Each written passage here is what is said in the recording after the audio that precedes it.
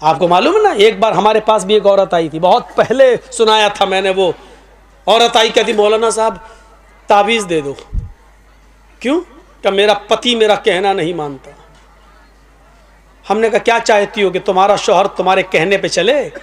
तुम जहाँ कहो उठे वो उठे, तुम कहो बैठे तो बैठ जाए? क्या चाहती हो, तुम्हारा गुलाम बन जाए? तो कहा मौलाना साहब आपने तो मेरे दिल की बात ही छीन ली। देखिए औरतों की प्लानिंग। हमने कहा अच्छा ठीक है, चलो तुम्हारा शौहर ऐसा हो जाएगा, तुम क्या चाहती हो? कहा यही चाहती हो। हमने कहा नाम बताओ तुम्हारा। कैसा मौलवी है? हमने क्यों, क्या हुआ? नाम लूंगी अपने शौहर का। क्यों? अरे नाम लेने से तो तलाक हो जाएगी। हमारे बड़े बड़े मौलाना कहते हैं कि पत्नी को पति का नाम नहीं लेना चाहिए। हमने कहा अच्छा, और हमें उसके मुंह से नाम निकलवाना था। तो मैंने कहा कि अच्छा ऐसी बात है। हमने कहा जब तक तुम नाम नहीं बताओगी तो तुम्हारा पति तुम्हारा गुलाम कैसे बनेगा? ताबीज में नाम लिखा जाएगा, तभी तो तुम्हारा पति तुम्हारा गुलाम बनेगा। कहते अच्छा ये बात है कि हाँ। बुलाती है अपनी छोटी सी बच्ची को, वहाँ लला ललो बोलते हैं बरेली में। लड़के को लला, लड़की को ललो। ललो इधर आ। हाँ क्या तेरे पापा का क्या नाम है? बच्ची कहती है रहमतुल्लाह। मेरे पापा का नाम रहमतुल्लाह। हमने कहा रहमतुल्लाह? हाँ हाँ हाँ हाँ। हमने कहा ये तो रहमतुल्लाह बता रही है कि हाँ यही नाम है। हमने कहा क्या नाम है? कहा यही जो बताया बच्ची ने। फिर भी नहीं बोल रही, वो भी बड़ी ढीठ है। तो हमने कहा क्या नाम है? ये बच्ची सही से नहीं बोल रही कि वही बोल रही है। सही है क्या? क्या है बच्ची? रहमतुल्लाह। हमने कहा रहमतुल्लाह कि हाँ हाँ जो आप बोल रहे हैं वही है। तो हमने कहा ये नाम तो तुम्हें लेना पड़ता है। कहा कभी नहीं लेती हूँ। हमने कहा तो इसका मतलब तुम नमाज नहीं पढ़ती हो? कहा नहीं नमाज पांचों टाइम की पढ़ती हूँ। हमने कहा नमाज पढ़ती हूँ उसमें तो नाम आता है? कहा नहीं आता है। हमने कहा नमाज पढ़ती हूँ तो सलाम नहीं फेरती हो? क्या फेरती हूँ? हमने कहा उसमें तो आता है अस्सलामु अलैकुम व रहमतुल्लाह। रहमतुल्लाह आता है कि नहीं आता है? तो कहती है जब वो नाम आता तो नहीं लेती हूँ। तो हमने कहा फिर क्या कहती हो? तो कहती जब वो नाम आता तो मैं कह देती हूँ अस्सलामु अलैकुम ललो के अब्बा। मैं नाम नहीं लेती हूँ। अस्सलामु अलैकुम ललो के अब्बा, अस्सलामु अलैकुम ललो के अब्बा। बताइए ये हाल है। अल्लाह की कसम उस औरत ने ये जुमले कहे हैं, मुझसे कहे कि मैं नाम नहीं लेती हूँ। हमारे मौलवियों ने कहा कि नाम लेंगे तो तलाक हो जाएगी। बताइए लोगों ने ये बता रखा है, जबकि बीवी अपने पति का, बीवी अपने शौहर का नाम ले तो ये सुन्नत है, ये सुन्नत है। देखिए अल्लाह के नबी अपनी बीवी आयशा से कहते हैं आयशा जब तुम नाराज होती हो तो मैं समझ जाता हूं कि तुम मुझसे नाराज हो, और जब तुम मुझसे खुश होती हो तो मैं समझ जाता हूं कि तुम मुझसे खुश हो। हजरत आयशा ने कहा अल्लाह के नबी कैसे? मैं तो कभी जाहिर नहीं होने देती हूं अपनी नाराजगी, फिर आप कैसे समझ जाते हैं? मैं नाराज भी होती हूं तो हम जाहिर नहीं होने देते कि हम मैं नाराज हूं, फिर आप कैसे समझ जाते हैं? फरमाया आयशा शौहर हूं तुम्हारा, चेहरा पढ़ता हूं, जानता हूं तुम्हें। का नहीं बताइए आप मेरी नाराजगी का पता कैसे लगाते हो? फरमाया आयशा जब तुम मुझसे नाराज होती हो तो कहती हो किसी बात पर इब्राहिम के रब की कसम। क्या कहती हो? नहीं नहीं इब्राहिम के रब की कसम मैंने ऐसा नहीं किया, इब्राहिम के रब की कसम मैंने खाना खा लिया, इब्राहिम के रब की कसम। जब तुम मुझसे नाराज होती हो तो कहती हो इब्राहिम के रब की कसम, और जब तुम मुझसे खुश होती हो तो कहती हो मोहम्मद के रब की कसम। मोहम्मद के रब की कसम मैंने खाना खा लिया, आप दिखाइए। अल्लाह के नबी मोहम्मद आपके रब की कसम, मोहम्मद के रब की कसम। आयशा जब तुम मेरा नाम लेती हो तो मैं समझ जाता हूं कि तुम मुझसे खुश हो। आयशा की उम्र कितनी है? 9 साल। और अल्लाह के नबी की उम्र कितनी है? 54 साल। लेकिन मियाँ और बीवी के दरमियान इतनी लंबी उम्र का फासला होने के बावजूद आयशा क्या कह रही हैं? मोहम्मद के रब की कसम। और अल्लाह के नबी क्या कह रहे हैं? नाम लो। क्या कह रहे हैं? नाम नहीं लेना चाहिए। हैं मैं पति हूँ। क्या कह रहे हैं? जब तुम मुझसे खुश होती हो तो मैं समझ जाता हूँ कि खुश हो, क्योंकि तुम कहती हो मोहम्मद के रब की कसम। यानी बीवी जब अपने पति का नाम ले तो ये मोहब्बत की अलामत है, मोहब्बत की अलामत है। मैं तो कहता हूँ कि नाम लेना चाहिए, हर औरत को नाम लेना चाहिए। कुछ जाहिल औरतें क्या कहती हैं? बच्चे का नाम है फरीद तो अपने पति को बुलाएंगी, आदमी का नाम है सलीम तो ये सलीम नहीं, ए फरीद के पापा सुनो। और जब तक फरीद नहीं था तब तक क्या कहती थी? शादी तो तेरी सलीम से हुई है ना, फरीद तो 1 साल के बाद आया है ना। 1 साल तक वो क्या था? ए जी, ओ जी, बस। कहां तुमने अपने आप को बना लिया, ए जी सुनो, अजी सुनो। और जब बच्चा पैदा हो गया, ए फरीद के पापा, ए नसीम के पापा। ये अजीब सिस्टम है, नाम लो डंके की चोट पर। तो मेरे भाइयों, हजरत फातिमा ने भी क्या कहा था, आए अली जब मेरा इंतकाल हो जाए तो मुझे रात की तारीकी में इशा के बाद मुझे कब्रिस्तान ले जाना दफनाने के लिए, दिन के उजाले में नहीं। फातिमा ने नाम लिया, अली जब मेरा इंतकाल हो जाए तो दिन के उजाले में मुझे दफन मत करना, कब्रिस्तान मुझे इशा के बाद ले जाना। फरमाया फातिमा ऐसा क्यों कह रही हो, अगर तुम्हारा इंतकाल फजर के बाद हो जाए तो क्या मैं इशा के बाद ले जाऊं? तुम्हारे नबी ने, तुम्हारे अब्बू ने तो कहा मैयत को जल्दी कब्रिस्तान ले जाओ। कहा सब कुछ ठीक है, लेकिन मुझे रात में कब्र में ले जाना, रात में दफनाना। कहा क्यों? कहा अली मैं नहीं चाहती हूं कि मेरे मुर्दा जिस्म पर पड़े हुए कफन पर भी किसी गैर मर्द की नजर पड़े। मेरे मुर्दा जिस्म पर पड़े हुए कफन पर भी किसी गैर मर्द की नजर पड़े। यह था पर्दा। यहां तो एक कुतिया के पीछे 10-10 कुत्ते लगे हैं। सीखो पर्दा, यह पर्दा था। मेरे मुर्दा जिस्म पर पड़े हुए कफन पर भी किसी गैर मर्द की नजर ना पड़े। ये दिया है मोहम्मद की बेटी फातिमा ने इस्लाम का पर्दा। ये बताया है मोहम्मद की बेटी फातिमा ने कि पर्दा ये होता है, और इसी की दावत दी और इसी की तबलीग की है। आए शादियों में दूल्हा और दुल्हन के फोटो खींचने वालों, आए अपने बिस्तरों पर, अपने बेड पर शादी का मियां और बीवी का फोटो लगाकर बेड पर चिपकाने वालों, मियां और बीवी की तस्वीर अपने कमरे में लटकाने वालों, तैयार हो जाओ। इन्ना अशद्दन्नास अज़ाबन यौमल क़यामा, क़यामत के दिन सबसे ज्यादा सख्त अज़ाब इन्हीं को होगा जो दुनिया में तस्वीरें खींचते हैं, दुनिया में तस्वीरें बनाते हैं। और सबसे ज्यादा सख्त अज़ाब उकिल तो बिसलयूता भी जहन्नम यौमइज़िल्लाह, क़यामत के दिन जहन्नम खींच कर लाई जाएगी। जहन्नम के अंदर 70,000 लगामें पड़ी होंगी और जहन्नम को खींच कर लाया जाएगा। जब जहन्नम को खींच कर लाया जाएगा, जहन्नम चीख रही होगी। और सुनो, हाँ सुनो, कुरान सुनने के लिए बुलाया, हदीस सुनने के लिए जर्जीस को दावत दी, तो सुनो, हाँ सुनो।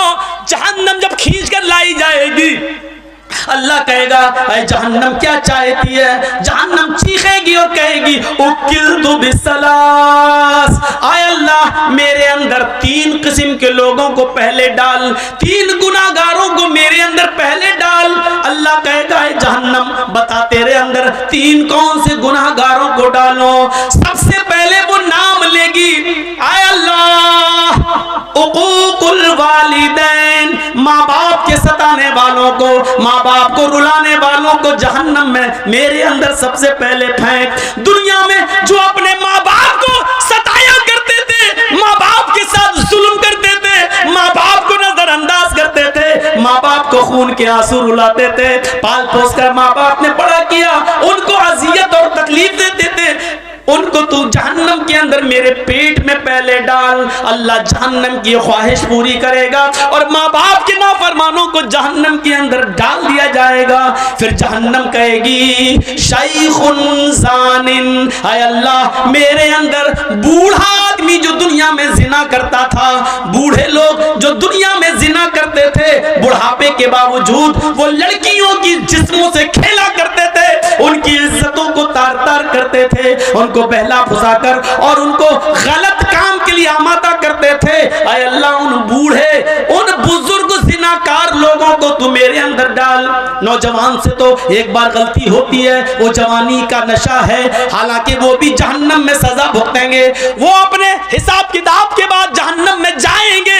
लेकिन जहन्नम जिनको मांग रही है वो कह रही है कि मेरे अंदर बूढ़े जिनाकारों को, बूढ़े जानियों को तू मेरे अंदर डाल, जिन्होंने बुढ़ापे के बाद भी, जबकि उस उम्र में शहावत कम हो जाती है, इस उम्र में शहावत की कमी हो जाती है, इसके बावजूद उन्होंने लड़कियों की इज्जत से खिलवाड़ किया। आय अल्लाह इस बूढ़े जानी को तू जहन्नम के अंदर डाल। अल्लाह बूढ़ा जना करने वाले बूढ़ों को भी जहन्नम के अंदर डाल देगा।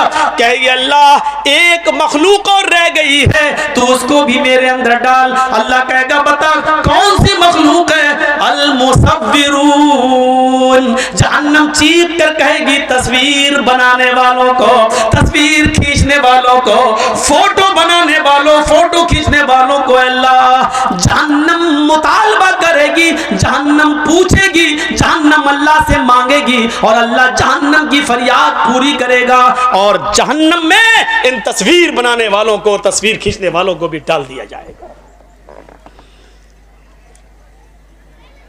एक चीज होती है मजबूरी में किसी चीज की इजाजत देना। पासपोर्ट बनवाना है, जरूरत है। आधार कार्ड में आपका फोटो लगना है, जरूरत है, खींच सकते हो। बैंक में पासबुक के अंदर और बैंक में आपका फोटो लगना है, आप दे सकते हैं। ड्राइविंग लाइसेंस में आपका फोटो लगेगा, आप दे सकते हैं। ये चीज जायज है, जरूरत है, आप दीजिए। बिना जरूरत क्यों? एक आदमी वीडियो में किसी की तकरीर रिकॉर्ड करता है लेकिन अपने पास रखने के लिए तो गलत है, लेकिन उसको आम करता है और जाहिर करता है और दूसरी जगह पहुंचाता है तो एक ज़रूरत है, क्योंकि ये तकरीर आज जिक्रा में हो रही है तो जाहिर है कि इसको यूपी और बिहार और उड़ीसा वाले नहीं सुन पा रहे हैं। अब वो चाहता है कि ये तकरीर जो जिक्रा में हुई पूरा हिंदुस्तान सुने, पूरी दुनिया सुने और उसको नश्र करके दूसरी जगह पहुँचा रहा है। तो ऐसी जगह पर उसकी वीडियो बनाकर तकरीर की गर्ज से डाला जा सकता है। तो मेरे भाइयों, किसी को पावर नहीं है, अपनी मनपसंद चीज़ों को ले लो और अपनी मनपसंद चीज़ों को छोड़ दो। ये इस्लाम नहीं है। पसंद आए तब भी, ना पसंद आए तब भी लेना पड़ेगा। फजर में कौन उठना चाहता है? कोई उठना चाहता है? सर्दी के दिनों में होंठ से होंठ टकरा, सर्दी लग रही है, ठंडे पानी से वुजू बना रहा, कौन चाहता है कि अपने नरम गरम बिस्तर से उठे, कंबल हटाए, लिहाफ हटाए, रजाई को दूर करे, ठंडे पानी से वुजू बनाए और मस्जिद में जाए? कौन चाहता है? कोई नहीं चाहता, दिल तो नहीं चाहता, लेकिन करना पड़ेगा, चाहे तुम्हारा दिल गवारा करे चाहे न करे, क्योंकि अल्लाह की जन्नत इतनी आसान नहीं है कि बिस्तर पर लेटे रहो तुम उसके लिए उठकर 2 रकात नमाज भी न पढ़ सको और उम्मीद रखो कि अल्लाह तुम्हें जन्नत दे दे। तुम्हें नापसंद है लेकिन तुम्हें करना पड़ेगा, इसलिए करना पड़ेगा क्योंकि ये अल्लाह का हुक्म है, यही इस्लाम है। और इस्लाम तुम्हारी मर्जी पर, हमारी मर्जी पर नहीं चलता। इस्लाम चलता है तो अल्लाह और उसके रसूल की मर्जी पर, अल्लाह और उसके रसूल की नाफिज करदा शरीयत के मुताबिक चलता है। सहाबा ने कुर्बानियाँ क्यों दी हैं, अपनी जानें क्यों दी हैं, इसको सोचिए। हमें भी वो कुर्बानियाँ देने की जरूरत है। कौन आदमी ऐसा है जो ये चाहता कि अपनी जान दे, लेकिन सहाबा, अल्लाह के रसूल मुझे इस जंग में ले चलिए, मैं चाहता हूं कि शहीद हो जाऊं, मैं चाहता हूं कि जंग लड़ूं, या तो काफिरों को मारूं या शहीद कर दिया जाऊं। अल्लाह के नबी उनको कबूल कर रहे हैं, ले रहे हैं और वो जा रहे हैं और लड़ रहे हैं और शहीद हो रहे हैं। क्यों? क्योंकि अल्लाह के नबी ने फरमाया, शहीद जब कत्ल किया जाता है, उसके खून का पहला कतरा जब जमीन पर गिरता है तो अल्लाह उसके सारे गुनाह को माफ कर देता है। शहीद क़यामत के दिन जब अपनी कब्र से उठेगा तो उन्हीं कपड़ों में उठेगा जिन कपड़ों में वो शहीद हुआ है, और उसी जगह से उसका खून बह रहा होगा, टपक रहा होगा, जिस जगह खंजर, जिस जगह तलवार या जिस जगह गोली लगी है। इस हाल में उठेगा कि उसके जिस्म से खून गिर रहा होगा। अल्लाह ताला उसके जिस्म से गिरते हुए खून को देखकर कहेगा, फरिश्तों, इस बंदे का क्या हिसाब लूं, इससे क्या पूछताछ करूं? ये तो मेरे लिए अपनी पूरी जमीन और जायदाद और जान सब कुछ देकर चला आया, इससे क्या मैं पूछूं? इसने तो सब कुछ मेरी राह में कुर्बान कर दिया था, इसने तो अपनी जान तक मेरी राह में दे दी थी। जाओ, मैंने इसको बख्श दिया, इसको जन्नत के अंदर दाखिल कर दो, इसको जन्नत के अंदर ले जाओ। फरिश्ते उसको जन्नत में ले जा रहे होंगे। फरिश्ते पूछेंगे, तुम्हारी कोई और तमन्ना है? जन्नत की नेमतों को शहीद देखेगा, जन्नत की नेमतों को शहीद देखेगा। फिर फरिश्ते पूछेंगे, कुछ और चाहते हो? तो फरिश्ते कहेंगे, हाँ, एक तमन्ना और है। कहा, क्या है? कहा, है फरिश्तों, अल्लाह से दुआ करो, अल्लाह से कहो मेरी एक तमन्ना यह है कि वो मुझे दुनिया में दोबारा भेज दे, मैं दोबारा जंग करना चाहता हूं, दोबारा काफिरों से लड़ना चाहूंगा, और फिर मैं चाहूंगा कि फिर मैं शहीद हो जाऊं, फिर मैं जन्नत में लाया जाऊं। क्योंकि शहीद का इतना बड़ा इज्जत, इतना बड़ा इकराम कि शहीद जन्नत की नेमतों को देखकर कहेगा, अल्लाह मैं चाहता हूं कि मुझे बार बार दुनिया में भेज, मैं बार बार कत्ल किया जाऊं और बार बार जन्नत में आऊं, और तू बार बार पूछे कि तेरी तमन्ना क्या है, मैं फिर कहूं कि अल्लाह मुझे दुनिया में भेज और मुझे कत्ल किया जाए और फिर मैं जन्नत में आऊं। जरा गौर करो कि शहीदों का इनाम कितना बड़ा होगा, शहीद का इनाम कितना बड़ा होगा कि शहीद जन्नत की नेमत में देखने के बाद भी हटने उसमें है नहीं। फरिश्ते पूछ रहे हैं कुछ और चाहते हो? अब जन्नत में किसी चीज की कमी तो है नहीं, फिर भी फरिश्ते पूछ रहे हैं कुछ और चाहते हो? कि हाँ, क्या? दुनिया में दोबारा जाना चाहता हूं, नक़्तुल, फिर कत्ल होना चाहता हूं, फिर जन्नत में आना चाहता हूं। ये तमन्ना होती है। लेकिन फरिश्ते कहेंगे नहीं, जो रूह एक बार हमारे पास आ जाती है वो दुनिया में दोबारा लौट कर नहीं जाती। अब तुम्हें दुनिया में दोबारा नहीं भेजा जाएगा। जब शहीद को दुनिया में दोबारा इंसान की शक्ल में नहीं भेजा जा सकता, यहाँ तो बहुत बड़े बड़े बुजुर्गों की रूहें आती हैं हमारे घरों में, शब बारात के हलवे खाने, खिचड़े खाने और पता नहीं क्या क्या करने। बड़े बड़े लोगों की रूहें आती हैं हमारे यहाँ, कहते हैं बुजुर्गों की रूहें आती हैं। मेरे भाइयों, कुरान कहता है जो रूह मेरे पास आ जाती है वो दोबारा लौट कर नहीं जाती। अच्छा एक बात बताइए, दुनिया में 3rd क्लास की जिंदगी है, आदमी मर गया, अच्छे काम किया है, फिर वो आखिरत में चला गया, बरज़ख में चला गया, अब वो फिर 1st क्लास की जिंदगी से कोई 3rd क्लास की जिंदगी में आएगा? मौलाना जर्जिस बहुत अच्छे नेक अमल किए, अब हम मर गए, अब हम मरने के बाद अल्लाह ने मुझे आला इल्लीन के अंदर मेरी रूह को दाखिल कर दिया, अब हम दुनिया में दोबारा आना चाहेंगे, उन नेमतों को छोड़कर दुनिया में हम दोबारा आएंगे, फिर फायदा क्या है? दुनिया की 3rd क्लास की जिंदगी को छोड़कर हम 1st क्लास में अच्छी जिंदगी में गए हैं, फिर हम दुनिया में क्यों आना चाहेंगे? मेरे भाइयों, जो बुजुर्ग दुनिया की जिंदगी में अमल करके अल्लाह को प्यारे हो गए हैं, वो अल्लाह के पास से लौटकर दुनिया में दोबारा क्यों आना चाहेंगे? इतनी मोटी सी बात हमारी आपकी अकल में नहीं आती है। मेरे भाइयों, जिस आपके जिक्रा गांव के अंदर अगर मुझे पकड़ के मारा जाए, ठूसा जाए, अच्छा कमीने पिछली साल तू क्यों नहीं आया था, है बोल, ये अब पकड़ के कोई हमें बांध के मारे, फिर दोबारा हम जिक्रा गांव में प्रोग्राम देंगे? कभी नहीं देंगे। एक बार जो आदमी हम मार खा चुका हो, दोबारा क्यों वो उस गांव में प्रोग्राम देगा? मेरे भाइयों, जो आदमी दुनिया में मुसीबतें बर्दाश्त करके, नेक अमल करके, फजर की नमाजों में सर्दियों में उठकर तकलीफें बर्दाश्त करके उसने अच्छी जिंदगी पाई हो, इल्लीन के अंदर मकाम पाया हो, जन्नत की खिड़की उसके लिए खोल दी गई हो, फिर वो दुनिया में दोबारा उससे कहा जाए चले तो दोबारा क्यों आएगा? फिर हम क्यों जाएं और अमल करें? फिर क्यों हम नमाजें पढ़ने के लिए जाएं? हमें अल्लाह ने जब ये इनाम दे दिया तो हम दुनिया में क्यों जाएं? मेरे भाइयों, फिर वो दुनिया में दोबारा तकलीफ उठाने के लिए क्यों आएगा? इतनी मोटी सी बात हमें और आपको समझना चाहिए।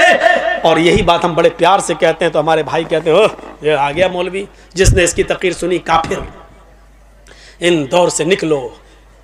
उत्तर प्रदेश के अंदर यही तो गेम खेला जा रहा है, लड़ो और लड़ाओ, मुसलमानों को आपस में बांटो। इलेक्शन के मौके पर इसको मंत्र पढ़वाया गया, क्यों जानते हो? मकसद सिर्फ जितेंद्र त्यागी नहीं है, मकसद है पूरा शिया समुदाय को अलग करना और सुन्नियों को अलग करना। ये दोनों अलग हो गए और शियों के वोट अगर बीजेपी को मिल गए तो बस बीजेपी 2022 के चुनाव में फिर आ रही है यूपी के अंदर। ये मकसद है। वरना ऐन चुनाव के मौके पर जो आदमी बाबरी मस्जिद से लेकर अब तक हमेशा विरोध करता आया हो मुसलमानों का, कुरान का, इस्लाम का, वो इलेक्शन के मौके पर किसी मंदिर पे जाकर धर्म क्यों चेंज कर रहा है? कर नहीं रहा है, ये बीजेपी के इशारे पर कराया गया है। ऐसे मौके पर करो ताकि हमें फायदा हो, चुनावी फायदा पहुंचाओ। मेरे भाइयों, ये होगा। दुआ करो इसका भी वही हश्र हो जो सलमान रश्दी का हुआ है, इसका भी वही हश्र हो जो तस्लीमा नसरीन का हुआ है। आपको मालूम है कुरान के ऊपर जिन लोगों ने एतराज़ात किए उनका हश्र क्या हुआ? तस्लीमा नसरीन ने पहले लज्जा किताब लिखी, इस्लाम पर कीचड़ उछाला, दूसरे लोगों ने बड़ी इज्जत की, आओ आओ बहुत अच्छा काम किया। जो मुसलमान होकर इस्लाम में कीचड़ निकाल सकती है वो ईसाई बनकर क्या ईसाइयत में कीचड़ नहीं निकाल सकती है? जो अपनी अम्मा में गलती निकाल दे वो दूसरे की बनाई हुई मुंह बोली अम्मा में गलती क्यों नहीं निकालेगी? जो सगी माँ में गलती निकाल सकती है वो सौतेली माँ में गलती क्यों नहीं निकालेगी? तो मेरे भाइयों सोचो, जब उसने ईसाइयत में भी गलतियां निकाली तो उसको उधर से भी धक्के मार के भगा दिया गया। धोबी का गधा न घर का न घाट का। यही हाल सलमान रश्दी का हुआ, यही हाल तस्लीमा नसरीन का हुआ, यही हाल तारिक फतेह खान का हुआ और यही हाल इंशाअल्लाह जितेंद्र नारायण त्यागी का होगा। जब तक इनके बाप हैं जिंदा या हुकूमत में तब तक इसकी इज्जत है, और जब बाप ही नहीं रहेगा तो इसकी इज्जत भी नहीं रहेगी, और बाप जिंदगी भर नहीं रहेगा। ये आपको मालूम है ना, राहत इंदौरी ने कहा था, जो आज साहिबे मसनद हैं कल नहीं होंगे, किराएदार हैं जाती मकान थोड़ी है। ये सब आने जाने वाली सरकारें होती हैं। जब तक बाप जिंदा है बेटे की इज्जत होगी, और बाप हटा तो बेटे का कोई पुरसाने हाल नहीं होगा। और दुआ करो कि इलाहुल आलमीन, इसने कुरान को जलील करने की कोशिश की, बारे इलाह तू इसको ऐसा जलील कर, ऐसा जलील कर, ऐसा जलील कर कि बाद में आने वाले लोगों के लिए इसकी जिंदगी और इसकी मौत दोनों निशानी इबरत बन जाए, दोनों लोगों के लिए मकाम इबरत बन जाए। ये दुआ करो मेरे भाइयों, क्योंकि ऐसे लोगों की मौतें ऐसी हुई हैं कि वो पूरी दुनिया के लिए मकाम इबरत बन गई। फिरौन की लाश जो कहता था ना रब्बुकुमुल आला, मैं तुम्हारा रब हूं, क्या हुआ? समंदर में डूबा, गर्क किया गया। डूबा तो कोई उसको बचाने वाला नहीं हुआ। अपने आप को रब कहने वाला भी क्या कहता है? आमन्ना बि रब्बिल आलमीन, रब्बे मूसा व हारून, मैं मूसा और हारून के रब पर ईमान लाया। वो चीख रहा था जब समंदर में डूब रहा था, लेकिन उस वक्त अल्लाह ताला ने फिरौन के ईमान को और उसके इस्लाम को कबूल नहीं किया। मरते वक्त इस्लाम ला रहा है, समंदर में डूबते वक्त मूसा और हारून के रब को अपना रब कह रहा है। नहीं, अब तेरे इस्लाम की और तेरे ईमान की अल्लाह को कोई जरूरत नहीं है। मकाम इबरत बना दिया उसकी लाश को। मेरे भाइयों, आज भी फिरौन की लाश मिस्र के म्यूजियम के अंदर रखी हुई है। आज भी जमीन के किसी टुकड़े के अंदर फिरौन की लाश को अगर दफनाओ तो जमीन निकाल के फेंक देती है, उसको एक्सेप्ट नहीं करती है। मेरे भाइयों, आज भी फिरौन की लाश को किसी समंदर में डालो तो समंदर उसको बहाता नहीं है, उसको बाहर फेंक देता है। आज भी फिरौन की लाश को समंदर एक्सेप्ट नहीं करता है और जमीन फिरौन की लाश को एक्सेप्ट नहीं करती है। अल्लाह ने फिरौन की लाश को दुनिया वालों के लिए मकाम इबरत बना दिया है। जितेंद्र नारायण त्यागी का भी यही हाल होगा। उसकी जिंदगी और उसकी मौत दोनों बाद में आने वाली नस्ल के लिए मकाम इबरत बनेगी। चले थे साहब कुरान बदलने, 26 आयतें निकाल कर दम लूंगा, कुरान को बदल के दिखाऊंगा, कुरान से 26 आयतें निकलवा के दिखाऊंगा। चले थे कुरान को बदलने, अल्लाह ने ऐसा बदला कि देख, जो हमारी किताब को बदलने का ख्वाब देखते हैं वो खुद बदल जाते हैं। और फिर वही चीज़ जो कल और परसों मैंने कही थी, वो जब पूजा करेगा तो फख्र करेगा मैं हिंदू हूँ, अग्नि की पूजा करेगा तो फख्र करेगा कि मैं हिंदू हूँ, चंदन लगाएगा, सब कुछ लगाएगा, सब कुछ करेगा मूर्ति, लेकिन जब पेशाब करने बैठेगा तो उसको गुस्सा आएगा, कमबख्त यहीं से मैं हिंदू नहीं हूँ। जब भी वो पेशाब और लैट्रिन करने जाएगा कहेगा कमबख्त ये, और बदल जाती। गलती करी बेचारे उस पंडित ने जिसने इसको हिंदू बनाया था। उसको सबसे पहले बीच वाली चीज़ बदलनी चाहिए थी कि यहाँ से तो तुम मुसलमान हो, ये तो बदलो पहले। हो सकता है हुकूमतें फ़ोन कर रही हो, जापान, जर्मन, अमेरिका, कि भाई बीच वाली चीज़ को चेंज करने का और नॉर्मल जैसे बच्चा पैदा होता उसी तरीके से हो जाए। ऐसी कोई सर्जरी है? ऐसी कोई सर्जरी मिल नहीं रही है। शायद उन लोगों ने ये कहा हो कि नहीं साहब, बेहतर इसी में है कि इसका खतना ख़त्म कराने के लिए आपको पूरी की पूरी गायब करना पड़ेगी। हो सकता है कि इसको बाद में हिंदू भाई ये कहने के लिए ख़त्म कराओ, ये खतना हमें जीने नहीं दे रहा है, ये हमारे धर्म में कलंक बन रहा है, इसको ख़त्म करो। और जब अगर बीच वाली चीज़ को ख़त्म कर दिया तो तुम फिर बीच ही वाले बन जाओगे, ना मर्द रहोगे ना औरत, फिर जिंदगी भर। देखा अल्लाह ने कैसे बदला। चले थे कुरान बदलने, अल्लाह ने ऐसा बदला कि बीच वाला बनने की नौबत आ गई। अगर ऑपरेशन हो गया और बीच वाली चीज़ कट गई तो फिर रह गया। और अगर नहीं बदली तो जिंदगी भर इस साला कोसता रहेगा अपने आप को, कमबख्त, हो सकता देखे भी नहीं, हट ऐसे करके भाग जाए। जनेऊ कहाँ बांधेगा? जनेऊ सोचो कहाँ पहुँचा दिया अल्लाह ने। और पेशाब तो आदमी दिन भर में 2-3 बार तो करता ही करता है, यानी इसको एहसास होगा कि हमने क्या किया है। कभी हो ना हो पेशाब करते वक्त एहसास ज़रूर होगा।